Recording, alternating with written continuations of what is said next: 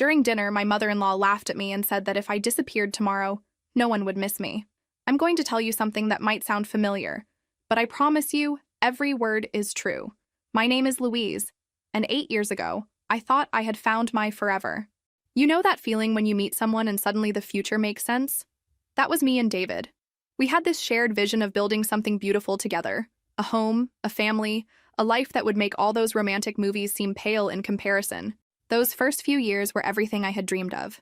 We'd spend Saturday mornings planning our future kitchen renovations, arguing playfully about whether to get a golden retriever or a chocolate lab, and lying in bed talking about baby names until we fell asleep laughing. David was attentive, thoughtful, and seemed genuinely excited about our shared dreams.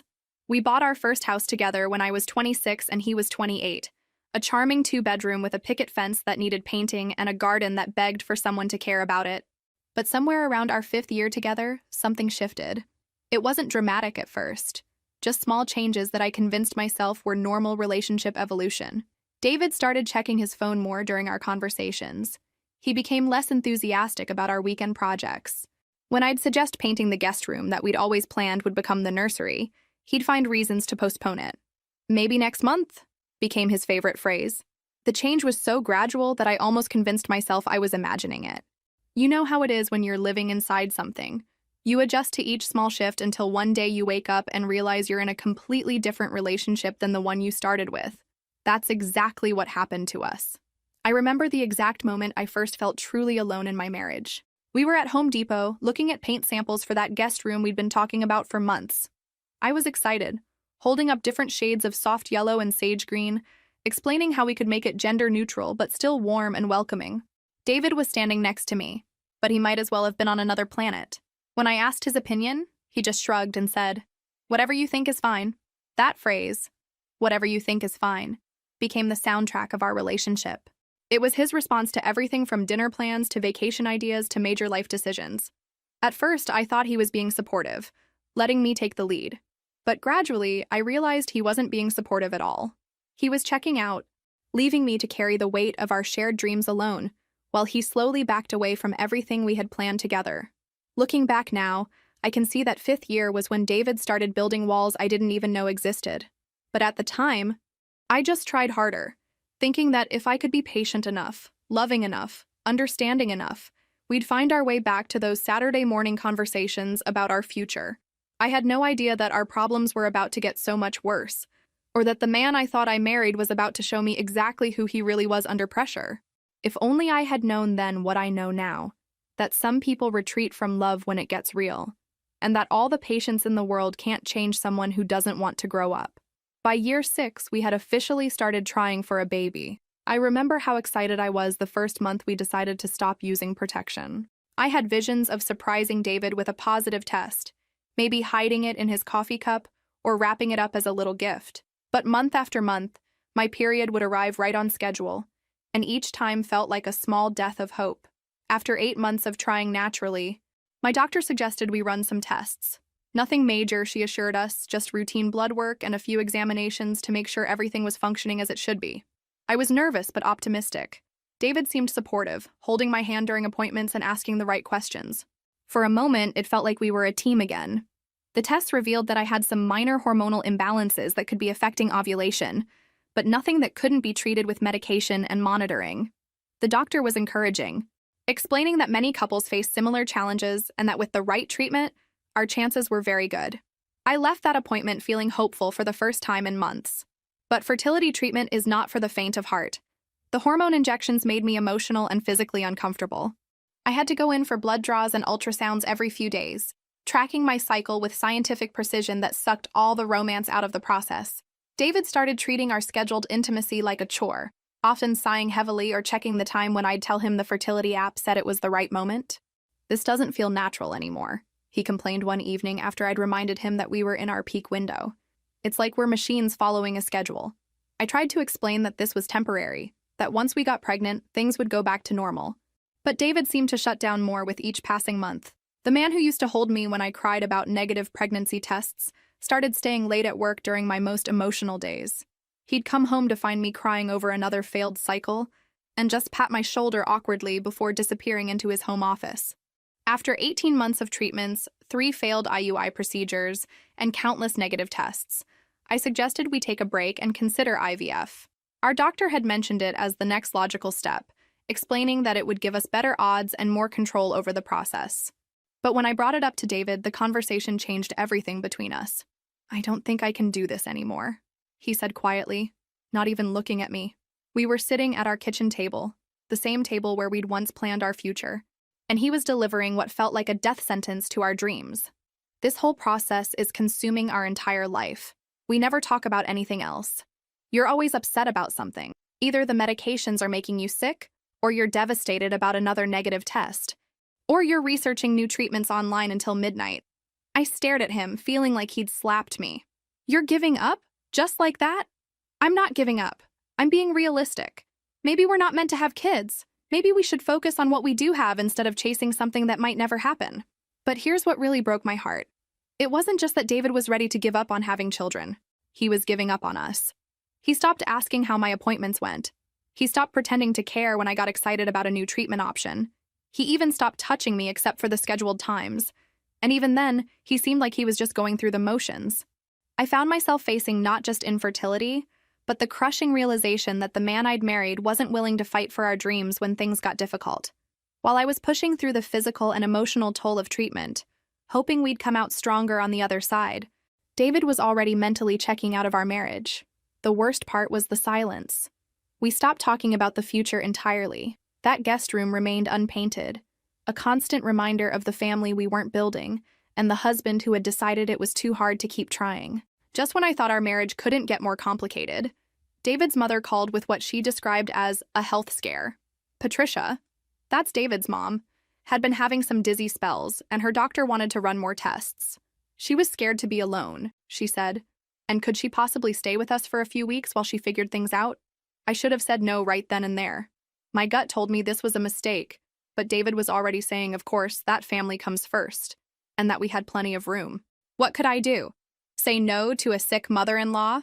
So I smiled and agreed, even as every instinct screamed that this was going to be a disaster. Patricia arrived on a Tuesday morning with enough luggage for a month-long vacation. "Just the essentials," she explained, directing David to carry in box after box of her belongings. She immediately started rearranging our living room furniture, explaining that the couch wasn't positioned properly for her back problems, and that she'd need the television remote kept nearby because her medications made her tired.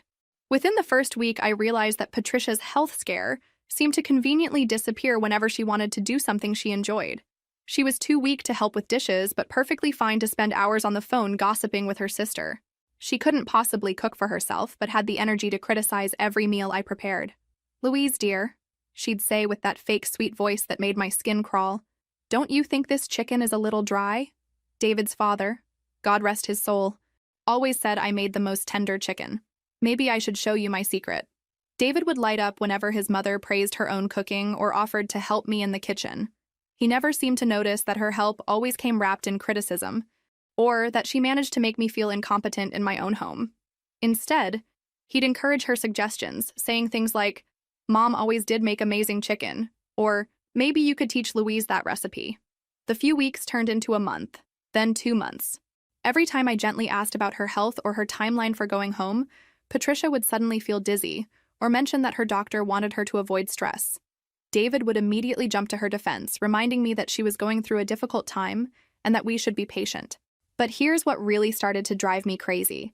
Patricia wasn't just staying in our house, she was taking it over.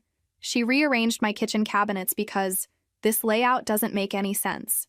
She replaced my bathroom towels with her own because mine were too rough. She even moved the furniture in our bedroom because she could hear David and me talking at night, and it was disturbing her sleep. Every morning, I'd wake up to find something else changed. My coffee maker moved to a different counter. My favorite reading chair pushed into a corner. My decorative pillows replaced with her knitted cushions that smelled like old perfume and mothballs. When I'd mention these changes to David, he'd shrug and say his mother was just trying to be helpful, that I was being too sensitive. The worst part was watching David transform back into a 12-year-old boy whenever his mother was around. He'd ask her permission for everything: what to have for dinner, what to watch on television, whether he should work late or come home early. He started deferring to her opinion on everything from our finances to our weekend plans. I felt like a stranger in my own home, married to a man who seemed more interested in pleasing his mother than supporting his wife. And Patricia? She was just getting started. I could see the satisfaction in her eyes every time David chose her comfort over mine, every time he agreed with her criticism of me, every time he failed to defend our marriage against her subtle but constant attacks. 3 months into what was supposed to be a few weeks' stay, I realized I wasn't just dealing with an extended house guest. I was living with a woman who had no intention of leaving, and a husband who was perfectly happy to let his mother run our lives. By month 4, I had completely lost control of my own home. Patricia wasn't just staying with us anymore, she was running the show. She had taken over the kitchen entirely, declaring that she needed to be on a special diet for her health, and that meant controlling all our meals.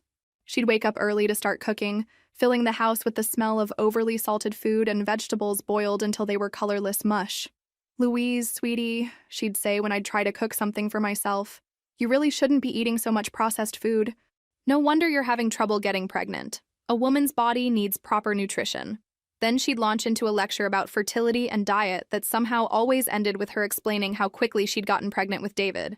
She had opinions about everything. My job was too stressful for a woman trying to conceive. My clothes were too tight and probably affecting my circulation.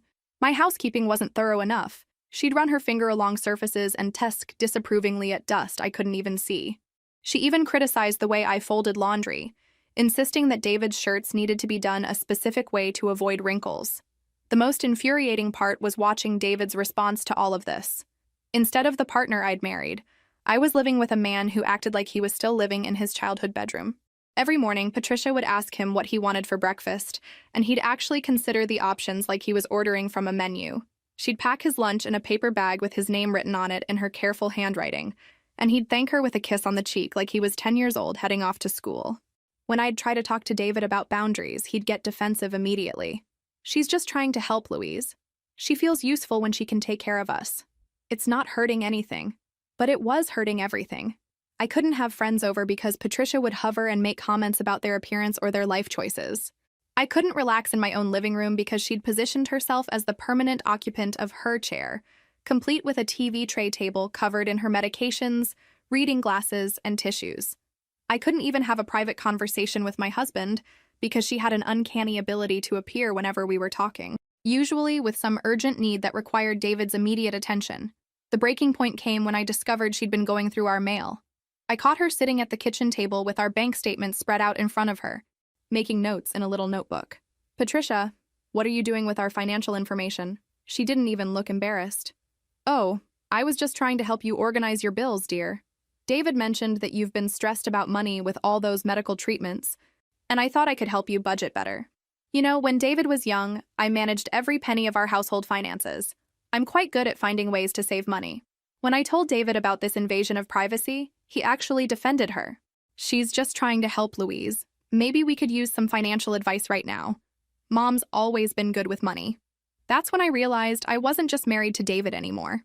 I was married to David and Patricia, and in that marriage, I was definitely the third wheel. Every decision went through her. Every plan had to consider her needs and preferences. Every conversation somehow became about what Patricia thought or what Patricia needed or what Patricia remembered from when David was younger. I started spending more time at work, staying late just to avoid coming home to a house that no longer felt like mine. I'd sit in my car in the driveway sometimes, steeling myself to walk into my own front door and face whatever new way Patricia had rearranged or criticized or taken over while I was gone. David noticed my absence, but interpreted it all wrong. "Mom mentioned that you seem unhappy lately," he said one evening. "Maybe you should talk to someone. She thinks all the stress from the fertility treatments might be affecting your mood." Even my emotional state was now being filtered through Patricia's interpretation and presented to my husband as her concern for my well-being. I was living in some bizarre alternate reality where my mother-in-law had more influence over my marriage than I did, and my husband thought that was perfectly normal. 6 months into Patricia's temporary stay, I found myself sitting in a divorce lawyer's office on a Thursday afternoon, using my lunch break to explore options I never thought I'd need to consider. The lawyer, a sharp woman in her 50s named Ms. Rodriguez, listened patiently as I explained my situation. "Let me make sure I understand," she said, leaning back in her chair. "Your husband has essentially moved his mother into your marital home indefinitely. She's taken control of household decisions, and he consistently chooses her comfort over your reasonable requests for boundaries?" When she put it like that, it sounded even worse than I thought. I nodded, feeling embarrassed by how clearly dysfunctional my marriage had become. Mrs. Chen, I've seen this before. Some men never really leave their mother's house emotionally, even when they physically move out. The question is whether your husband is willing to recognize the problem and change, or if he's already made his choice about who comes first in his life.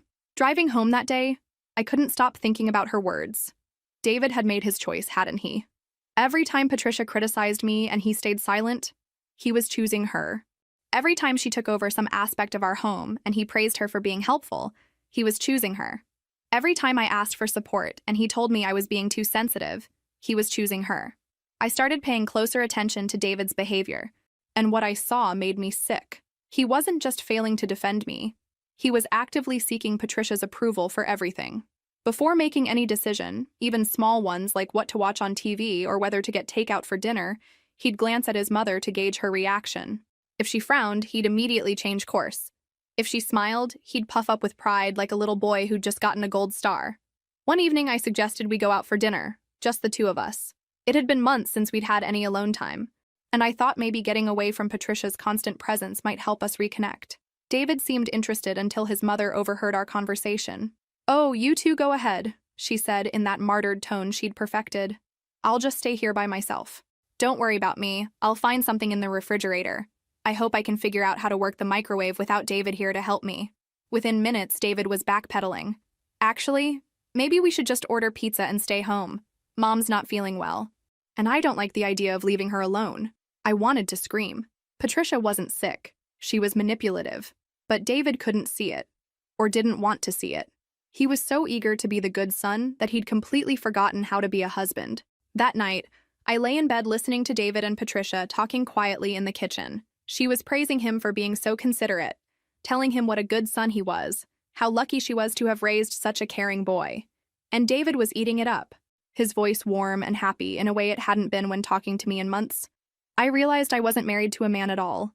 I was married to a little boy who was still desperately seeking mommy's approval, and I was just the woman who happened to be sharing his bed. The thought made me feel sick and somehow dirty, like I was participating in something fundamentally wrong. The next day, I called Ms. Rodriguez and set up another appointment. I needed to understand my options because I was starting to realize that this wasn't a temporary problem that would resolve itself once Patricia's health improved. This was who David really was.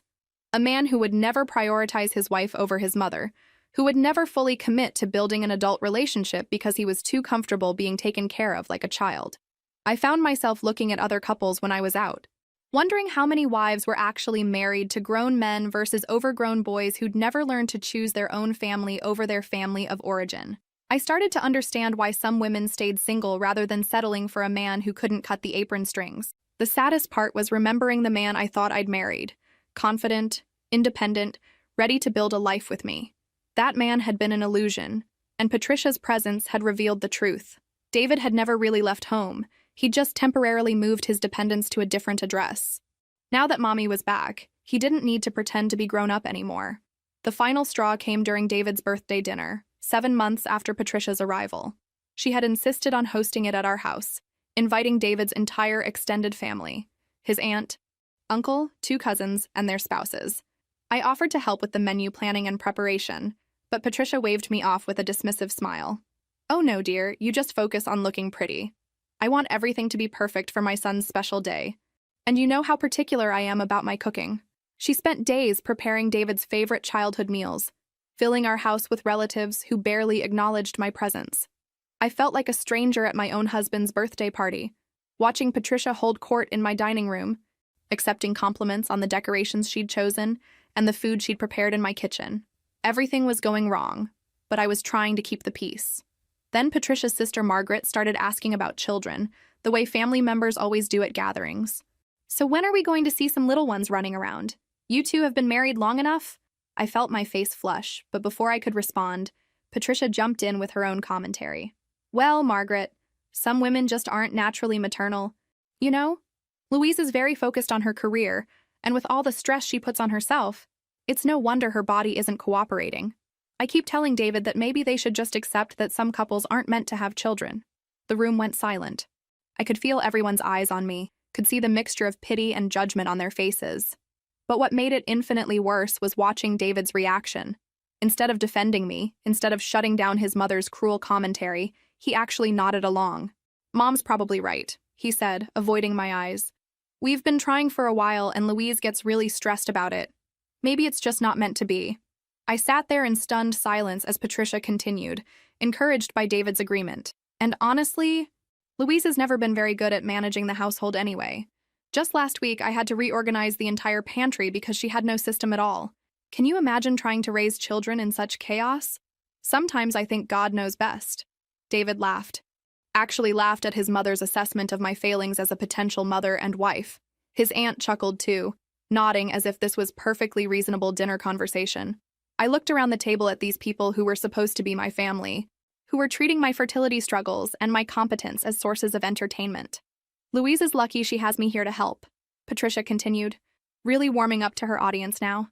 "I don't know how she managed before I moved in. The poor thing was so overwhelmed, trying to work full-time and maintain a house. David was practically living on takeout and wrinkled shirts. More laughter from the family, more agreement from my husband. I felt like I was disappearing, like my entire identity was being erased and rewritten by this woman who had systematically taken over every aspect of my life. That's when I realized the truth. This wasn't just about Patricia overstaying her welcome or David being too passive to set boundaries. This was about a fundamental lack of respect for me as a person, as a wife, as a woman deserving of basic dignity.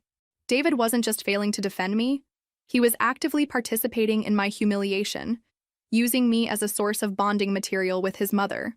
I excused myself from the table and went to our bedroom, where I could hear them continuing the conversation without me. They moved on to discussing David's work, his hobbies, his plans for the weekend, everything that apparently mattered, now that the entertainment value of mocking his wife had been exhausted. I sat on the edge of our bed, looking at this room that no longer felt like mine, in this house that had been systematically taken from me, listening to my husband laugh with his family about what a disappointment I was. And I realized that I was done. Not just tired, not just frustrated, not just hopeful that things would eventually get better. I was completely, utterly done with all of it. That night, after the last guest had left and Patricia had finally gone to bed, I waited for David to apologize, to explain, to show some recognition of how badly he'd hurt me. Instead, he thanked me for being such a good sport about his mother's jokes and told me how happy it made him to see his family getting along so well. I knew then that tomorrow would be my last day in this house. I woke up the next morning with a clarity I hadn't felt in months. While David was at work and Patricia was at her weekly doctor's appointment, one of the few times she actually left the house, I moved with a purpose I didn't know I still possessed. I packed only what I needed: clothes, important documents, a few personal items that mattered to me. Everything else could stay with the life I was leaving behind. I arranged for a storage unit and a temporary apartment across town, made phone calls to change my address, and withdrew half of our savings. Exactly what I was legally entitled to. The divorce papers were already prepared, signed, and ready. Ms. Rodriguez had advised me to serve them properly, but I had a different plan. This wasn't just about legal proceedings. This was about making a statement that couldn't be misunderstood or minimized. I left the papers on David's pillow, along with a note that I'd rewritten 3 times to get exactly right. "Since you already have a woman running your life, you don't need to. I hope you and Patricia are very happy together. Maybe now you can finally move back into your childhood bedroom where you've always belonged. Don't contact me. My lawyer will handle everything from here." I walked through the house one last time, looking at the space that Patricia had systematically transformed to suit her tastes and needs. The furniture arranged for her comfort, the kitchen organized according to her preferences, the decorations she'd chosen to replace mine. David had let her erase me from our home long before I decided to leave. By the time David came home that evening, I was already settled in my temporary apartment, 30 minutes away but feeling like another world entirely. I turned off my phone and poured myself a glass of wine, sitting in blessed silence for the first time in 7 months. No one was going to criticize my wine choice, or suggest I shouldn't be drinking because of my fertility issues, or launch into a story about how much better their wine was back in their day. I thought I'd feel sad, or scared, or uncertain about what I was doing. Instead, I felt like I could breathe again. I felt like myself again. Not the diminished, constantly criticized version of myself I'd become, but the woman I used to be before I started accepting scraps of respect from a man who was supposed to love and protect me. The next few weeks were a blur of paperwork and logistics. I threw myself into rebuilding my life, finding a permanent apartment, Reconnecting with friends I'd lost touch with during the months when bringing anyone home meant subjecting them to Patricia's judgment. I started remembering what it felt like to make decisions without having to consider someone else's mother's opinion. My friends were shocked when I told them what had happened. "We knew things were difficult," my best friend Lisa said, "but we had no idea it was that bad. You seemed so small whenever we saw you those last few months, like you were trying not to take up space." That's exactly what I'd been doing, making myself smaller and smaller to accommodate Patricia's growing presence in my life and David's shrinking respect for our marriage. I'd been disappearing incrementally so gradually that I almost didn't notice until I was barely there at all. 3 weeks after I left, I drove by our old house out of curiosity. Patricia's car was still in the driveway. The garden I'd once cared for was overgrown with weeds. The paint on the front door was chipping. It looked like a house where no one was taking care of things, which, I realized, was probably accurate. David had his mother to take care of him, but who was taking care of the adult responsibilities he'd been avoiding? I didn't feel sorry for him. I felt sorry for the woman I used to be, who had convinced herself that love meant accepting less and less until there was almost nothing left.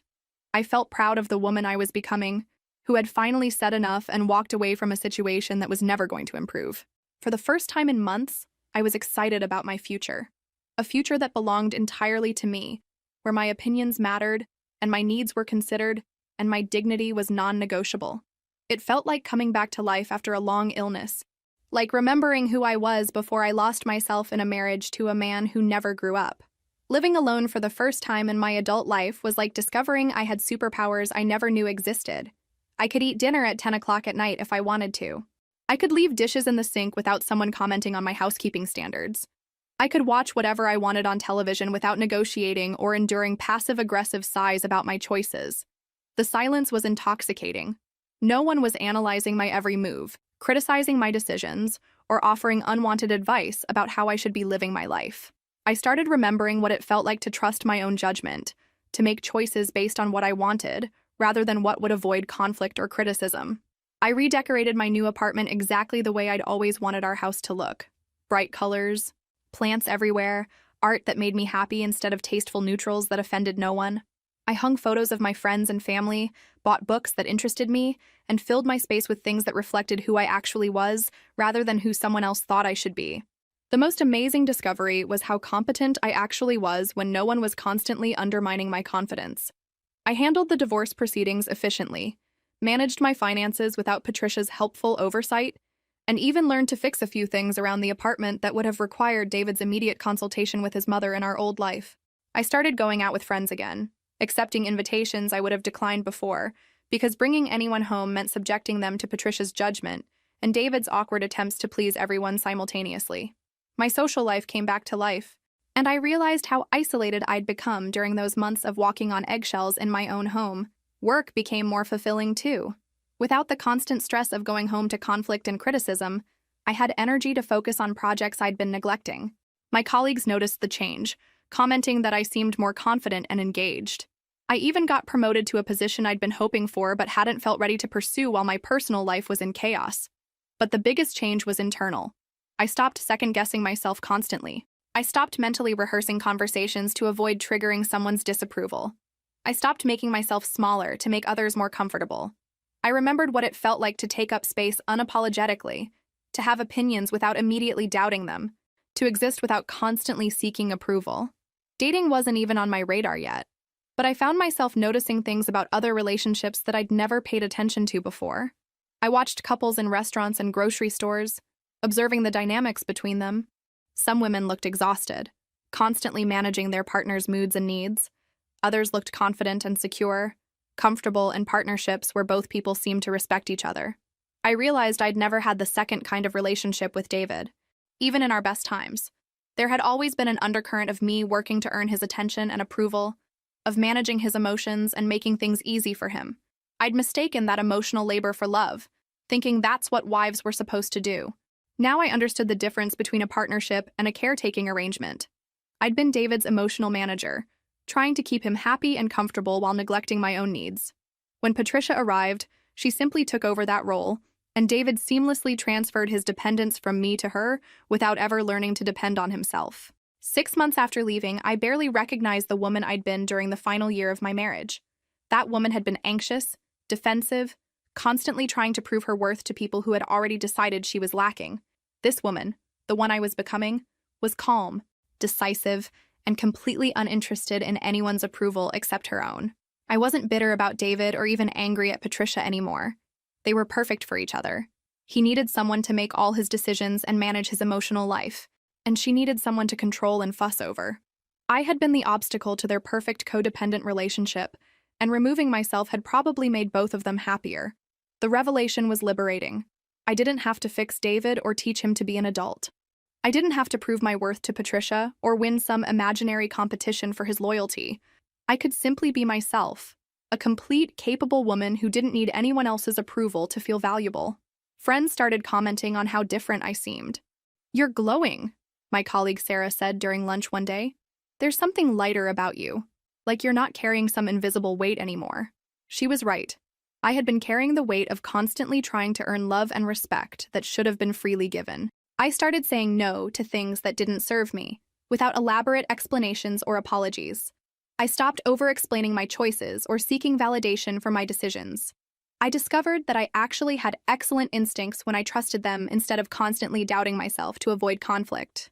The woman I was becoming wouldn't have tolerated Patricia's behavior for 7 days, let alone 7 months. She wouldn't have married a man who needed his mother's permission to make adult decisions. She wouldn't have spent years trying to love someone into maturity. But I didn't regret being that woman for a while. She had taught me exactly what I never wanted to accept again. 8 months after I left, I was trying to recover some old photos from a cloud account I'd forgotten about when I accidentally opened an email folder I thought I'd deleted. What I found there made me sit down hard in my kitchen chair, staring at my laptop screen in disbelief. There were 47 emails from David, starting just 3 days after I'd left. The first few were angry, demanding that I come home immediately and stop this ridiculous tantrum.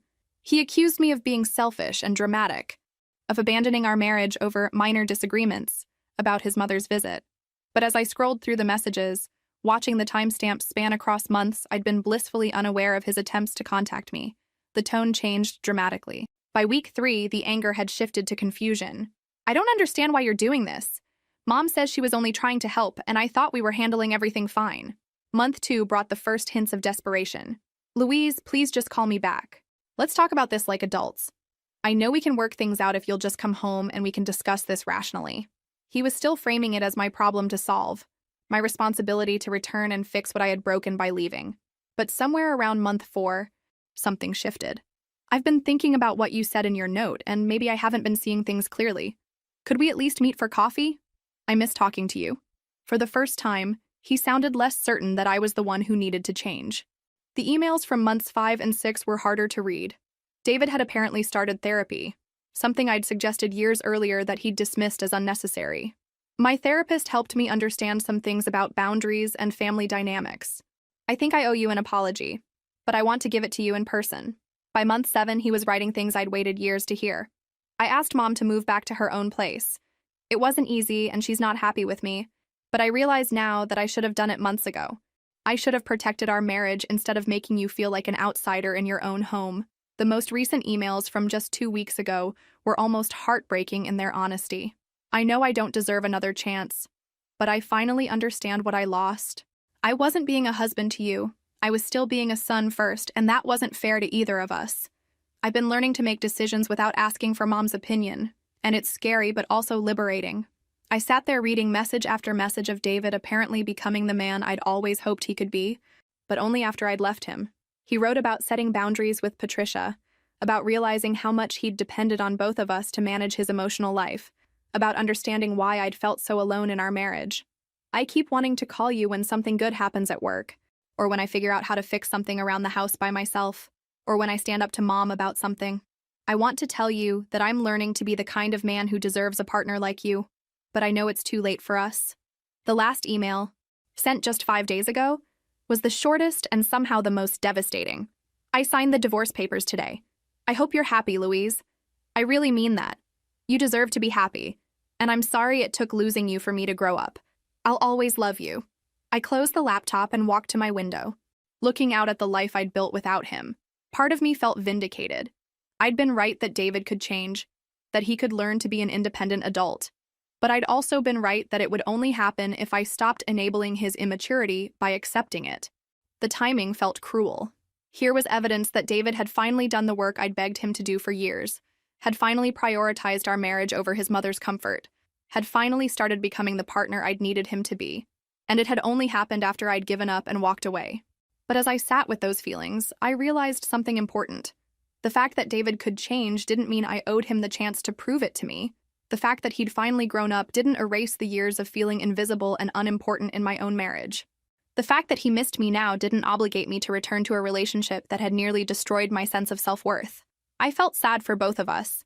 For the timing, for the lost years, for the woman I'd been who had tried so hard to love someone into maturity.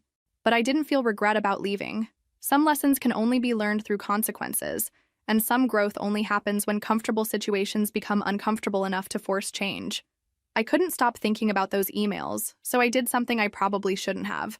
I read them all again, more carefully this time. The progression was even clearer on the second reading.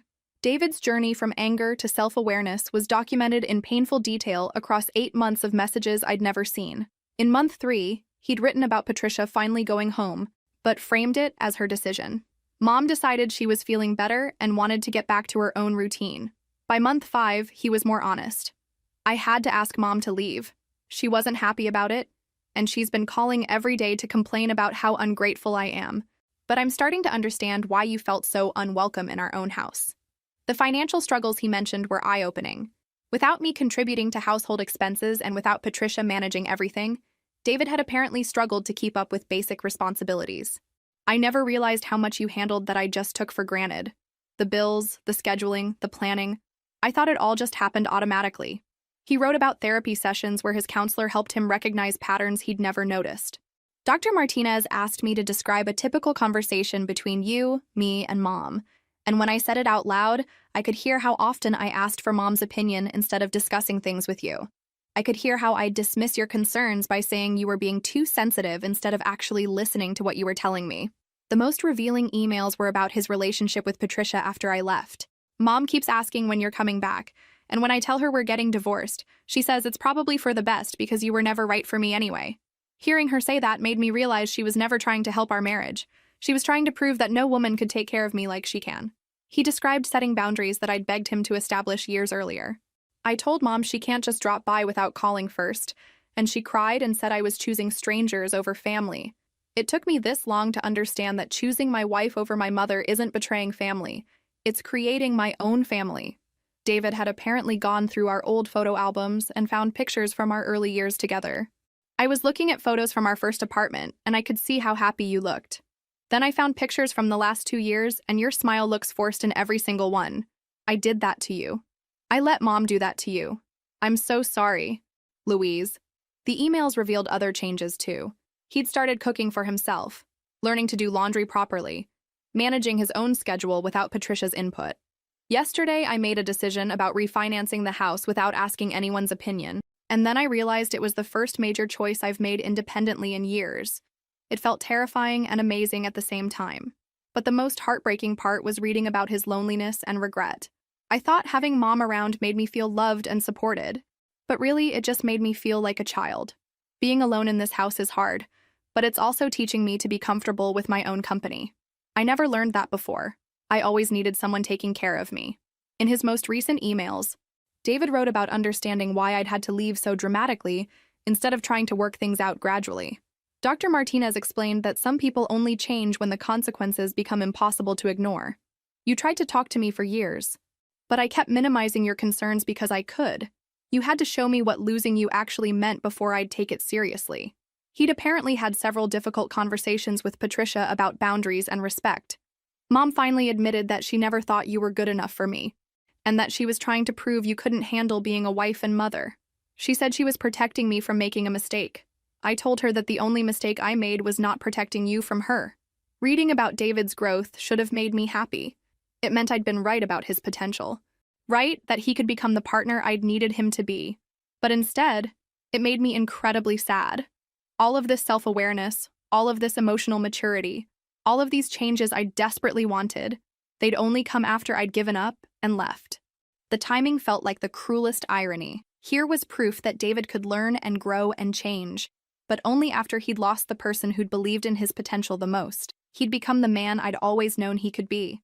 But for someone else's future, not for our marriage. A year and 2 months after I'd left, I was grocery shopping in my new neighborhood when I ran into Tom, a colleague of David's from his old job. I'd always liked Tom. He was one of the few people from David's work life who'd treated me like an individual rather than just David's wife. "Louise, I thought that was you," he said, approaching my cart with a surprised smile. "How are you doing? You look great." I thanked him, and we chatted briefly about work and life. Then, inevitably, he asked about David.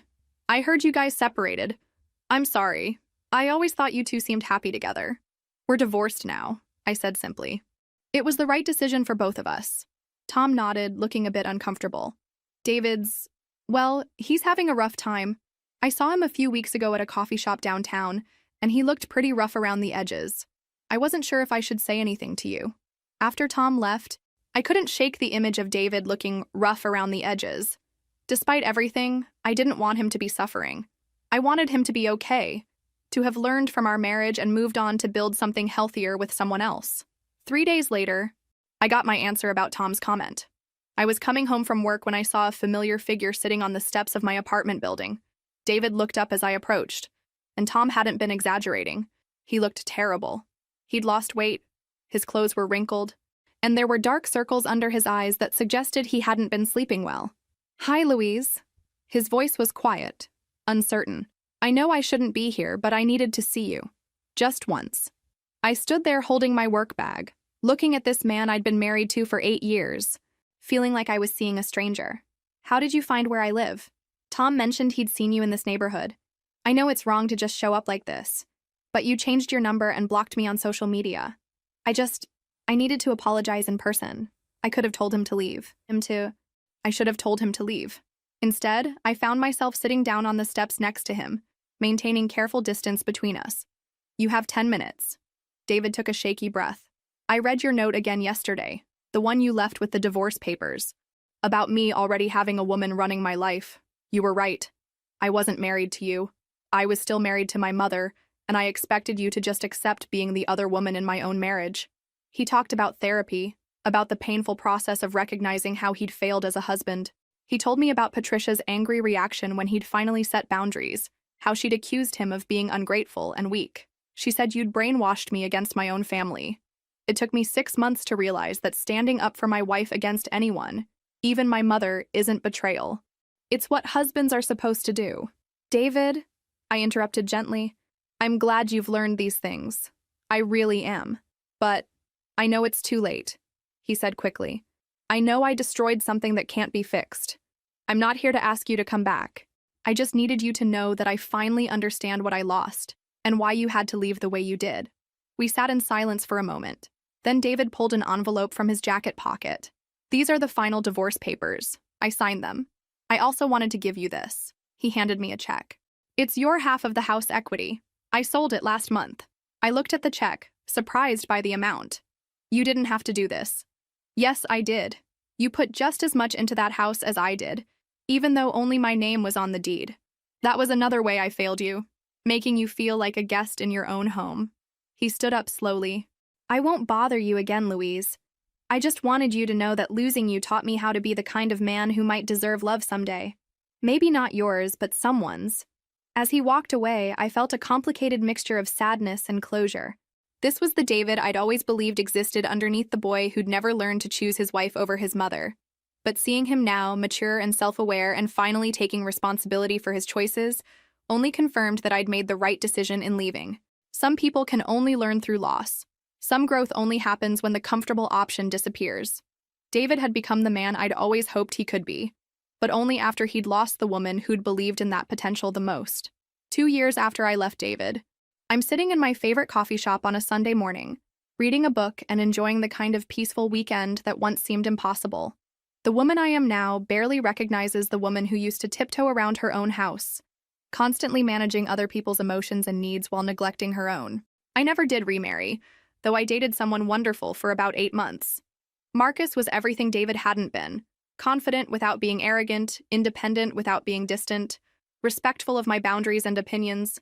But when he started talking about moving in together, I realized I wasn't ready to risk my hard-won peace for anyone, no matter how great they seemed. Maybe someday I'll be ready for that kind of partnership again, but for now, I'm completely content with the life I've built for myself.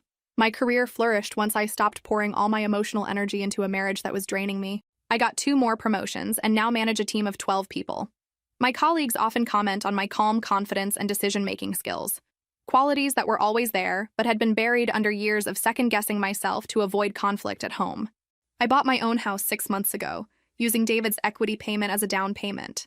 It's smaller than our old house, but perfect for me. Lots of windows, a garden where I grow vegetables and flowers, and every single thing in it chosen because I love it, not because it won't offend anyone. I host dinner parties for my friends, travel when I want to, and make decisions based entirely on what feels right to me. As for David, I heard through mutual acquaintances that he eventually started dating someone new, a teacher named Rachel who apparently has no patience for his mother's interference. Tom mentioned that Patricia tried her usual tactics with Rachel, but Rachel shut them down immediately, and David actually supported her. It's like he finally learned to be a husband, Tom said, sounding surprised. I'm genuinely happy for David. He needed to learn those lessons, and I'm glad he found someone who benefited from the growth that came too late for our marriage. But I also know that his transformation only happened because I left. If I'd stayed, if I'd continued to accept his mother's dominance and his emotional immaturity, nothing would have changed. Some people only grow when their comfortable patterns become impossible to maintain. Patricia, according to the same mutual friends, was furious about losing her control over David's life. She apparently told everyone who would listen that I'd turned her son against his own family, never acknowledging that David had simply learned to prioritize his wife over his mother, something most men figure out before they get married. She tried the same manipulative tactics with Rachel that she'd used with me, but found herself dealing with someone who had clear boundaries from day one. The most important thing I learned from my marriage and divorce is that love isn't enough if it's not paired with respect, maturity, and genuine partnership. I'd spent years thinking that if I just loved David enough, if I was patient enough and understanding enough, he'd eventually become the husband I needed him to be. But you can't love someone into growing up. They have to want to do that work themselves. I also learned that leaving doesn't make you a quitter. Sometimes it makes you a woman who finally understands her own worth. There's a difference between fighting for a relationship and fighting for scraps of respect from someone who's shown you repeatedly that you're not their priority. I fought for 8 years, and when I finally stopped fighting and started walking, everything in my life got better. To any woman reading this who recognizes herself in my story, you deserve to be someone's first choice, not their consolation prize. You deserve a partner who protects your relationship from outside interference, who considers your feelings and decisions, who makes you feel valued rather than tolerated. You deserve to feel at home in your own life. Don't wait for someone else to give you permission to want more. Don't stay in situations that require you to make yourself smaller to keep the peace. Don't accept that's just how he is as an excuse for behavior that hurts you. And don't let anyone convince you that your standards are too high when all you're asking for is basic respect and consideration. Some relationships can be saved with communication and compromise. Others need to end so everyone involved can learn to be better versions of themselves. The key is knowing the difference, and having the courage to act on that knowledge even when it's terrifying. I'm not bitter about those 8 years with David. They taught me what I need in a relationship and what I'll never accept again. They showed me that I'm stronger than I thought and more capable of independence than I'd ever imagined.